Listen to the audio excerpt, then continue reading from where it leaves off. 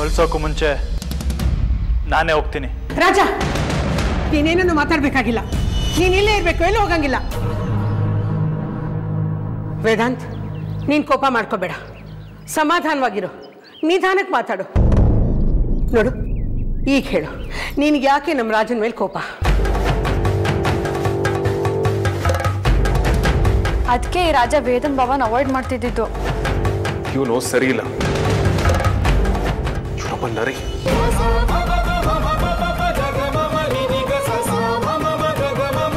ವಿಶಾಖರವ್ರನ್ನ ಮನೇಲಿ ಇಟ್ಕೋಬಾರ್ದು.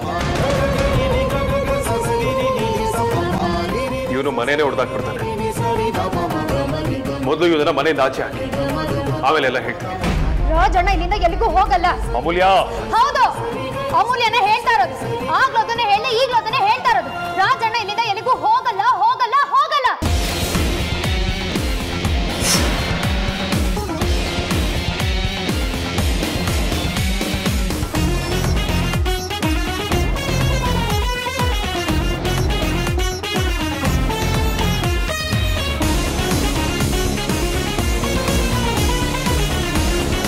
ಒಂದು ಇಲ್ಲಿಂದ ಅವನು ಆಚೆ ಹೋಗ್ಬೇಕು, ಇಲ್ಲ ನಾನು ಹೋಗ್ತೀನಿ.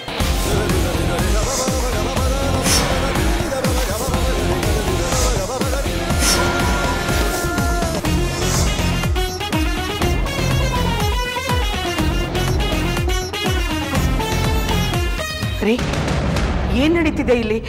ನೀವಾದ್ರೂ ಮಾತಾಡ್ಬಾರ್ದಾ?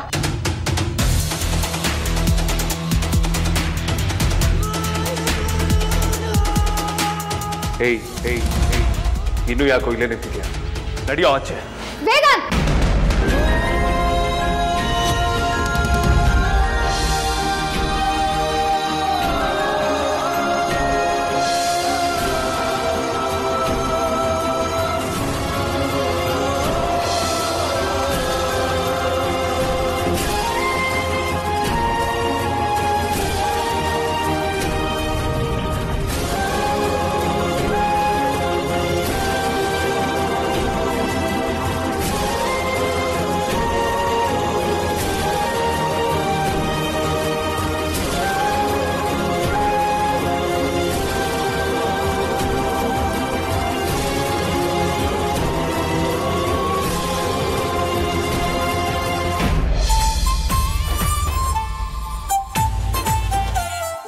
ಕಾಂತ, ನೀವೇನಿಲ್ಲಿ? ತಿಂಡಿ ತಿಂದ್ರಾ? ಕುಡಿಯಕ್ಕೇನಾದ್ರು? ಇಲ್ಲಿಗೆ ಬಂದ್ಮೇಲೆ ಕುಡಿಯೋ ಅಭ್ಯಾಸ ಆಯ್ತು. ಟೀ ಕುಡ್ದೆ. ನೀವು ಆರಾಮಾಗಿದ್ದೀರಾ? ನನ್ನಷ್ಟು ಆರಾಮಾಗಿ ಸುಖವಾಗಿರೋ ಯಾರೂ ಇಲ್ಲ ಅನ್ಸುತ್ತೆ. ಚೆನ್ನಾಗಿದ್ದೀನಿ. ನೀವೇನು ಅಪರೂಪಕ್ಕೆ ಈ ಕಡೆ ಬಂದಿದ್ದೀರಾ? ಕಾಂತ ಒಂದು ನ್ಯೂಸ್ ತಂದಿದ್ದಾರೆ, ಅದನ್ನ ಕೇಳಿ ನನಗೆ ಕನ್ಫ್ಯೂಸ್ ಆಗ್ತಿದೆ. ಕನ್ಫ್ಯೂಸ್ ಮಾಡೋದೇ ಕಾಂತನ ಕೆಲಸ. ವಿಷಯ ಏನು ಅಂತ ಹೇಳು. ಅಲ್ಲೇನೋ ನಡೆದಿರತ್ತೆ, ಅದ್ರ ಹೊರತಾಗಿ ಇನ್ನೇನೋ ಹೇಳಿರ್ತಾರೆ. ಅಯ್ಯಯ್ಯೋ ಇಲ್ಲ ಮೇಡಮ್, ದೇವ್ರಾಣೆಗೋ ಎಷ್ಟು ನಡೆದಿದ್ಯೋ ಅಷ್ಟೇ ಹೇಳಿದ್ದೀನಿ. ಅದಕ್ಕೆ ಆಫೀಸಲ್ಲಿ ಡೆಕೋರೇಷನ್ ಎಲ್ಲ ಹಾಗೆ ಇತ್ತಂತೆ. ಆದ್ರೆ ಬೆಳಗ್ಗೆ ಅವ್ರು ಹೋಗೋದ್ರೊಳಗೆ ಅಮ್ಮ ಭಾವ ಇಬ್ರು ಇರ್ಲಿಲ್ವಂತೆ.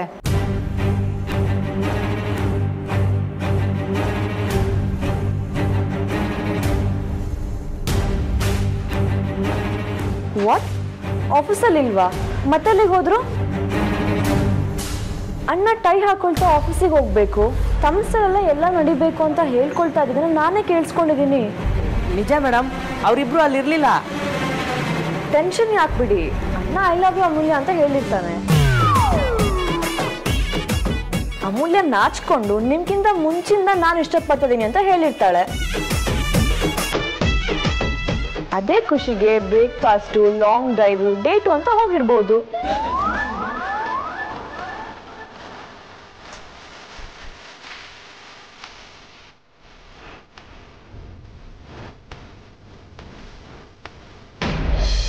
Seriously?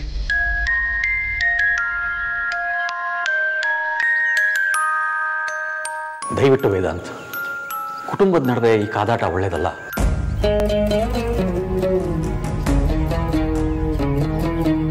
ನಿಮ್ಮಿಬ್ರು ನಡುವೆ ಇಷ್ಟು ದೊಡ್ಡ ಕಿರಿಕಿರಿ ಯಾಕಾಗಿದೆ ಅಂತ ಹೇಳು, ಅದನ್ನು ಸರಿ ಮಾಡೋಣ. ಅಪ್ಪ, ಅದು ಸರಿಯಾಗೋ ವಿಚಾರನೇ ಅಲ್ಲ.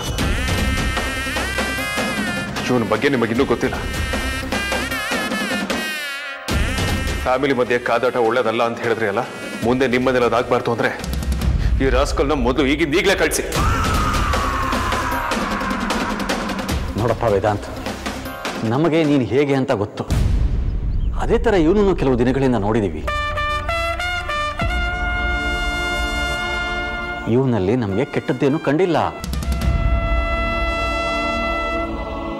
ಹಾಗಂತ ನಿನಗೆ ಇವನ ಬಗ್ಗೆ ಏನಾದರೂ ಗೊತ್ತಿರಬಹುದು, ಅಥವಾ ನಿಮ್ಮಿಬ್ಬರ ನಡುವೆ ಮನಸ್ತಾಪನೂ ಇರಬಹುದು. ಅದು ಏನೇ ಇದ್ರೂ ಬಗೆಹರಿಸಬಹುದು. ಕೂತ್ ಮಾತಾಡೋಣ. ಕೂತ್ ಮಾತಾಡಿ ಸಾಲ್ವ್ ಮಾಡ್ಕೊಳ್ಳೋ ರೇಖೆನ ಇವ್ನು ಯಾವತ್ತೂ ದಾಟ್ಬಿಟ್ಟಿದ್ದಾನೆ. ಜೀವನದಲ್ಲಿ ಇವ್ನ ಮುಖ ನೋಡಬಾರ್ದು ಅಂದ್ಕೊಂಡಿದ್ದೆ, ಆದ್ರೆ ಮತ್ತೆ ಕಾಣಿಸ್ಕೊಂಬಿಟ್ಟ.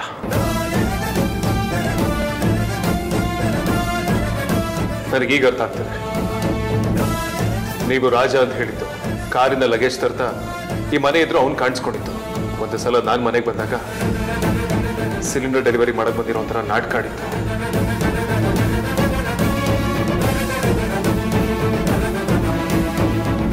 ಎಲ್ಲ ಈಗ ಅರ್ಥ ಆಗ್ತಿದೆ. ಇವನು ಇಲ್ಲೇ ಎತ್ಕೊಂಡಿರೋ ಮಾಸ್ಟರ್ ಪ್ಲಾನ್ ಮಾಡ್ತಿದ್ದಾನೆ ಅಂತ.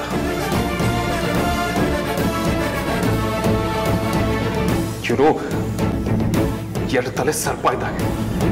ಇವನು ಇಲ್ಲಿಂದ ಹೋಗ್ಲೇಬೇಕು. ಅಷ್ಟೇ ಅಲ್ಲ, ಇನ್ಯಾವತ್ತು ಕಣ್ಮುಂದೆ ಕಾಣಿಸ್ಕೋಬಾರ್ದು.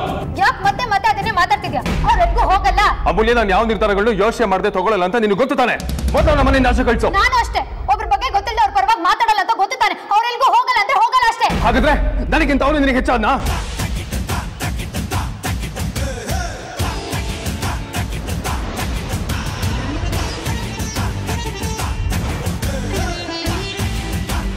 ಕ್ಷಮಿಸು ವೇದಾಂತ್, ಇವಳು ಮಾತಿನ ಅರ್ಥ ಅದಲ್ಲಪ್ಪ. ನಿನ್ನ ಮತ್ತೆ ಅವನ ನಡುವೆ ಒಬ್ಬರನ್ನ ಆಯ್ಕೆ ಮಾಡಬೇಕು ಅಂತ ಇವಳು ಹೇಳ್ತಾ ಇಲ್ಲ. ಆದರೆ ನೀನೇ ಅದನ್ನು ಕೇಳ್ತಾ ಇದೀಯಾ. ಅದಕ್ಕೆ ನಾವು ಇವನನ್ನ ಹೋಗೋದಕ್ಕೆ ಬಿಡೋದಕ್ಕಾಗಲ್ಲ.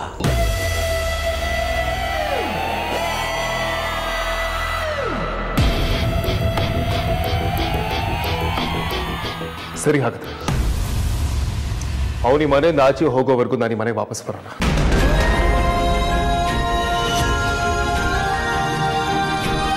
ಬರೋಣ.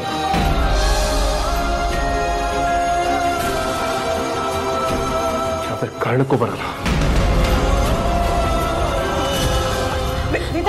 ವೇದಾಂತ್ ನಿಲ್ಕಪ್ಪ. ವೇದಾಂತ್ ನಿಲ್ಕೋ. ವೇದಾಂತ್ ವೇದಾಂತ್ ನನ್ನ ಮಾತು ಕೇಳಪ್ಪ. ನೋಡು, ಎಲ್ಲ ಕೋಪ ಮಾಡ್ಕೊಂಡು ಹೋಗ್ಬಾರ್ದು. ನನ್ನ ಮಾತು ಕೇಳು. ನೋಡು,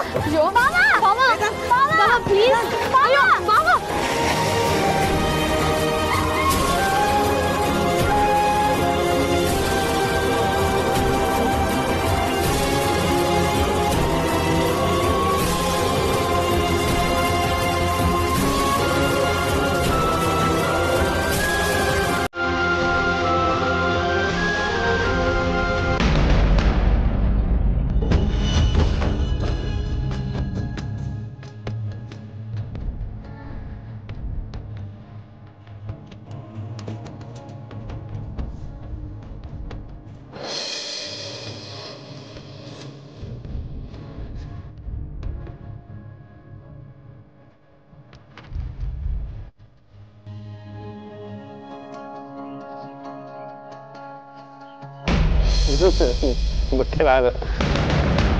ಅಗ್ರಜ, ಯಾಕೆ ಹೀಗೆ ಬರ್ತಿದ್ಯಾ? ಏನಾಯ್ತು? Come on man, speak up. ನೀನ್ ನೋಡಿದ್ರೆ ತುಂಬಾ ಫ್ರಸ್ಟ್ರೇಟ್ ಆಗಿರಂಗ್ ಕಾಣಿಸ್ತಿದ್ಯಾ. ಏನಾಯ್ತು? ಎಲ್ಲ ಹಾಳಾಗೋಯ್ತು ವಿಕ್ರಾಂತ್.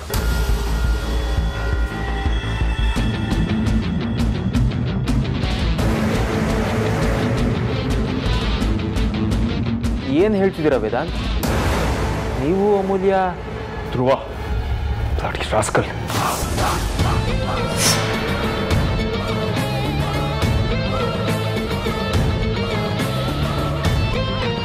ಧ್ರುವನ? ಧ್ರುವ ಏನ್ ಮಾಡ್ದ ಅಗ್ರಜ? ಅವನು ತಿಂಗಳುಗಳಿಂದ ಅಮೂಲ್ಯ ಮನೇಲಿ ಜಾಂಡ ಹೊಡಿದಾನಂತೆ.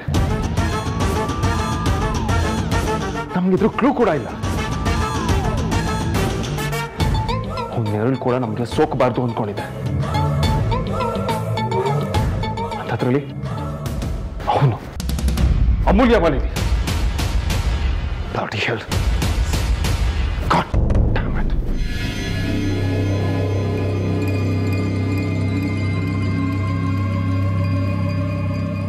ಯಾಕೆ ನೀವಿಬ್ರು ಸೈಲೆಂಟ್ ಆಗಿದ್ದೀರಾ? ಈ ವಿಷಯ ಕೇಳಿ ನೀವಿಬ್ರಿಗೂ ಶಾಕ್ ಆಗ್ತಿಲ್ವಾ? ಮೋಸ ಮಾಡಿದವನು ರಾಜ ಅಂತ ಹೆಸರು ಹೇಳ್ಕೊಂಡು ಬ್ಲಡಿ ಫ್ರಾಡ್.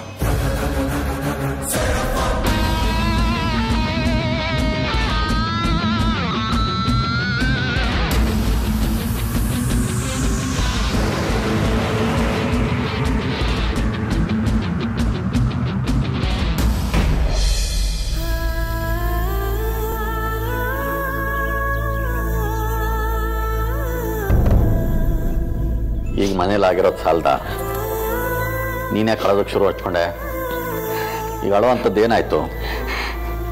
ವೇದಾಂತ್ ನಮ್ಮ ಮನೆಗೆ ಬಂದು ಜಗಳ ಆಡಿ ಬೇಜಾರು ಮಾಡ್ಕೊಂಡು ಹೋದ. ಇದು ಸರಿನಾ? ಹಾಗೆ ಮಾಡು ಅಂತ ನಾವು ಅವನ ಹತ್ರ ಹೇಳಿದ್ವಪ್ರಿ.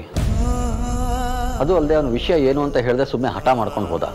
ನೀವು ಆಗಿದ್ದೆ ಸರಿ ಅನ್ನೋ ಥರ ಮಾತಾಡ್ತಿದ್ದೀರಲ್ಲ. ನಾವು ಅವ್ರ ಮನೆಗೆ ಹೆಣ್ಣು ಕೊಟ್ಟಿದ್ದೀವಿ.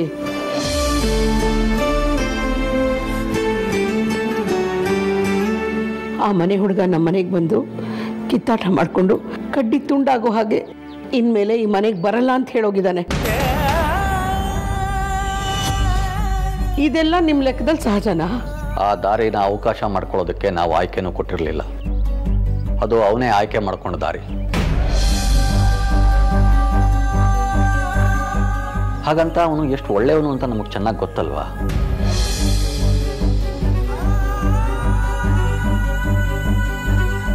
ಈಗ ಸಾರ್ಥಕನು ಆ ಮನೆಯಲ್ಲಿದ್ದಾನೆ. ಪರಿಸ್ಥಿತಿ ಸುಧಾರಿಸಿದೆ. ನೀನೇನು ಚಿಂತೆ ಮಾಡಬೇಡ. ನೀವು ನನ್ನನ್ನು ಸಮಾಧಾನ ಮಾಡೋದಕ್ಕೆ ಈ ಥರ ಮಾತಾಡ್ತಿದ್ದೀರಾ? ಪರಿಸ್ಥಿತಿ ಎಷ್ಟು ಗಂಭೀರವಾಗಿತ್ತು ಅಂತ ನಿಮಗೆ ಗೊತ್ತಲ್ವಾ? ಈಗ ಆಗು ಹೋಗಿರೋ ಪರಿಸ್ಥಿತಿನ ಬದಲಾಯಿಸೋದಕ್ಕಾಗೋದಿಲ್ಲ. ರಾಜ, ನೀನು ಹೇಳಪ್ಪ, ವೇದಾಂತ್ಗೆ ನಿನ್ನ ಮೇಲೆ ಯಾಕಷ್ಟೊಂದು ಸಿಟ್ಟು? ಅಷ್ಟಕ್ಕೂ ನಿನಗೂ ಅವನಿಗೂ ಏನು ಸಂಬಂಧ? ದಯವಿಟ್ಟು ನನ್ನ ಶಂಕಿಸ್ಬಿಡಿ.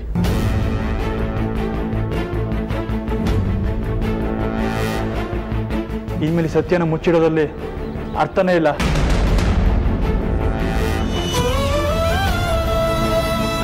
ಸತ್ಯನಾ? ಯಾವ ಸತ್ಯ ರಾಜಣ್ಣ? ನಾನು ನಿಮ್ಮ ಹತ್ರ ಎಷ್ಟು ಕ್ಷಮೆ ಕೇಳಿದ್ರು ಅದು ಕಡಿಮೆನೆ. ಆದರೆ ನಾನು ಈ ಸತ್ಯನ ಮುಚ್ಚಿಟ್ಟಿದ್ದು ಮೋಸ ಮಾಡೋಕ್ಕಂತೂ ದೇವರಾಣೆ ಅಲ್ಲ.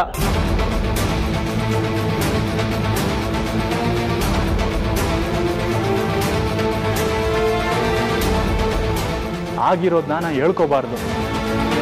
ನಂದೇ ಒಂದು ಜೀವನ ಕಟ್ಕೋಬೇಕು ಅನ್ನೋ ಯೋಚನೆಯಲ್ಲಿದ್ದೆ. ಆದರೆ ನಾನು ಇದನ್ನ ಈಗಲೂ ಹೇಳ್ತಾ ಇದ್ರೆ ನಾನು ನಿಮಗೆ ಅನ್ಯಾಯ ಮಾಡ್ದಂಗೆ ಆಗುತ್ತೆ. ನೋಡಪ್ಪ, ಎಲ್ಲರ ಜೀವನದಲ್ಲೂ ಒಂದಷ್ಟು ಕತೆ ಇದ್ದೇ ಇರುತ್ತೆ.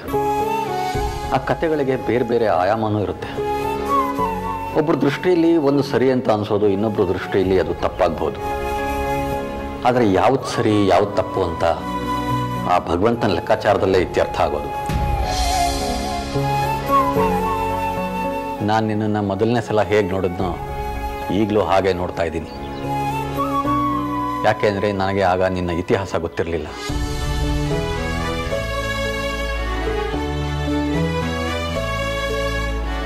ಈಗಲೂ ನಿನಗೇನಾದರೂ ಹೇಳ್ಕೋಬೇಕು ಅಂತ ಅನಿಸಿದ್ರೆ ಹೇಳ್ಕೋಬಹುದು.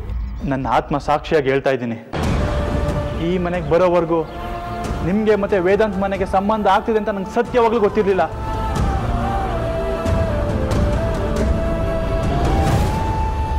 ಆದರೆ ವೇದಾಂತ್ ನನಗೆ ನಾನು ಹುಟ್ಟಾಗಿಂದನೂ ಸಂಬಂಧ.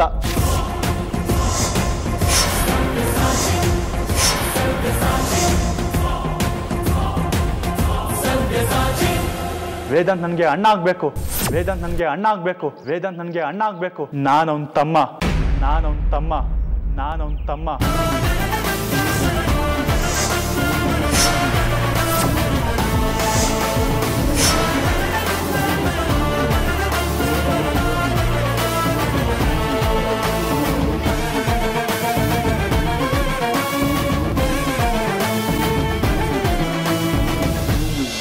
ಹಾಗಾದ್ರೆ ಅವನು ಬಚ್ಚಿಟ್ಕೊಳ್ತಿದ್ದು ನನ್ನಿಂದ ಮಾತ್ರ. ನಿಮ್ಗೆಲ್ಲ ಅವನು ಅಲ್ಲೇ ಇರೋ ವಿಷಯ ಮೊದಲೇ ಗೊತ್ತಿತ್ತಾ? ಮಾತಾಡೋ ವಿಕ್ರಾಂತ್, ಅವನಲ್ಲೇ ಕೊಳಿತಿದ್ದ ವಿಚಾರ ನಿನಗೆ ಮೊದಲೇ ಗೊತ್ತಿತ್ತಾ?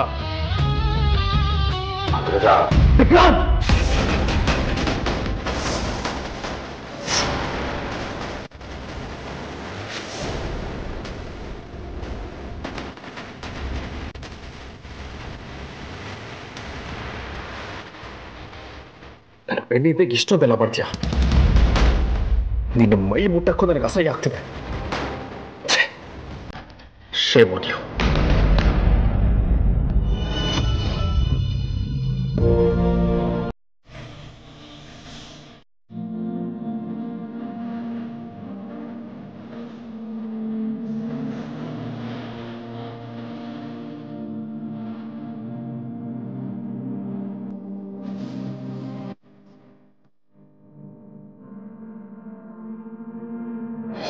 ಏನ್ ಹೇಳ್ತೀರಾ ರಾಜಣ್ಣ?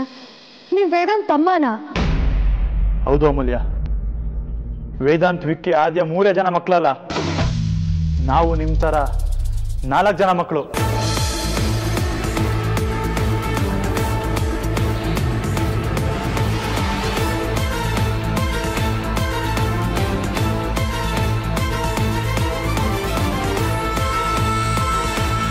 ಏನಪ್ಪ ಹೇಳ್ತಿದ್ಯಾ ನೀನು? ನೀನು ಆ ಮನೆ ಮಗನ? ಮತ್ತ್ಯಾಕೆ ಯಾರು ನಿನ್ನ ಬಗ್ಗೆ ಒಂದಿನೂ ಮಾತಾಡಿಲ್ಲ? ನಮ್ಗೆ ಯಾರಿಗೂ ಇದನ್ನು ನಂಬೋದಕ್ಕೆ ಆಗ್ತಾ ಇಲ್ಲ ರಾಜ. ಆದರೆ ಅದೇ ಸತ್ಯ ಅಂಕಲ್.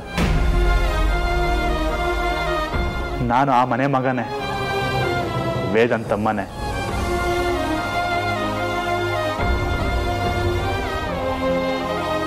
ವಿಕ್ಕಿಗೂ ನಂಗೂ ಬರೀ 1 ವರ್ಷ ಅಂತರ ಅಷ್ಟೇ. ನಾವೆಲ್ಲ ಒಬ್ರಿಗೊಬ್ರು ತುಂಬ ಕ್ಲೋಸ್ ಆಗಿದ್ವಿ. ಈಗ ಅವರೆಲ್ಲ ಹೇಗಿದ್ದಾರೆ ಅಂತ ನಿಮಗೆ ಗೊತ್ತಿದೆ. ಆ ಲಿಸ್ಟ್ನಲ್ಲಿ ಮೊದಲು ನಾನು ಇದ್ದೆ. ಮತ್ತ್ಯಾಕೆ ನೀವು ಅವರಿಂದ ದೂರ ಆದ್ರಿ? ನಿಮ್ಮ ಮದುವೆ ಏನು ನಡೀತು? ವೇದಾಂತ್ ಯಾಕೆ ನಿಮ್ಮನ್ನ ಇಷ್ಟೊಂದು ದ್ವೇಷ ಮಾಡ್ತಾರೆ? ಒಂದು ಜಗಳ ಅಮೂಲ್ಯ. ನನ್ನ ಮತ್ತೆ ಅಣ್ಣನ ಮಧ್ಯೆ ಆದ ಒಂದು ಜಗಳದಿಂದ ಎಲ್ಲ ಬದಲಾಗೋಯ್ತು. ನನ್ನ ಜೀವನದ ದಿಕ್ಕೇ ಬದಲಾಯಿತು. ಅದರಿಂದ ನಾನು ರಾತ್ರಿ ಮನೆಯಿಂದ ಆಚೆ ಬರಬೇಕಾಗಿ ಬಂತು. ನನಗಿದೆಲ್ಲ ಸಿನಿಮಾ ಕತೆ ಥರ ಕಾಣಿಸ್ತಾ ಇದೆ. ವಸಿಷ್ಠ ಮನೆ ಮಗ ಇಷ್ಟು ದಿನ ನಮ್ಮನೇಲಿದ್ರ? ನನ್ನ ಜೀವನನೂ ಸಿನಿಮಾ ಕತೆನೆ.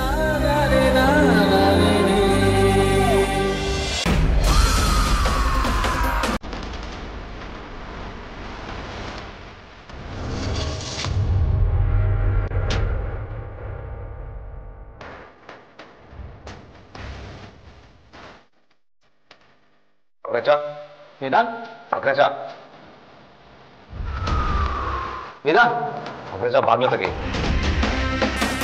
ಸಾರ್ಥಕ್, ವಿಕ್ರಣ್ಣ, ಏನಾಯ್ತು? ಧ್ರುವ ಅಮೂಲ್ಯನ ಮನೆ ಇರೋದು ವೇದಾಂತ ಗೊತ್ತಾಗ್ಬಿಟ್ಟಿದೆ.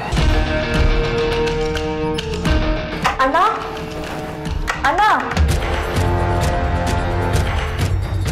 ಅಣ್ಣ, ಬಾಗ್ಲ ತೆಗಿಯೋ. ಅಣ್ಣ, ಏನಾಯ್ತು? ಏನಾಯ್ತು ಅಂತ ನಿನಗೆ ಗೊತ್ತಿಲ್ವಾ? ನಿನಗೆ ಇನ್ಫಾರ್ಮ್ ಮಾಡೋ ಇಬ್ರು ಅಲ್ಲೇ ಇದ್ದಾರೆ. ಬೇಕು ಅಂತ ಏನಾಯ್ತು ಅಂತ ಕೇಳ್ತೀಯ?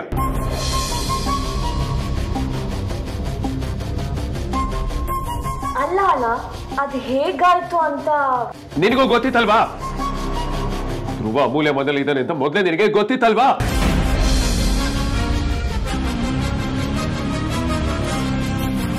ನೀನು ನನ್ನಿಂದ ಇದನ್ನ ಮುಚ್ಚಿಟ್ಟಿದ್ದೆ.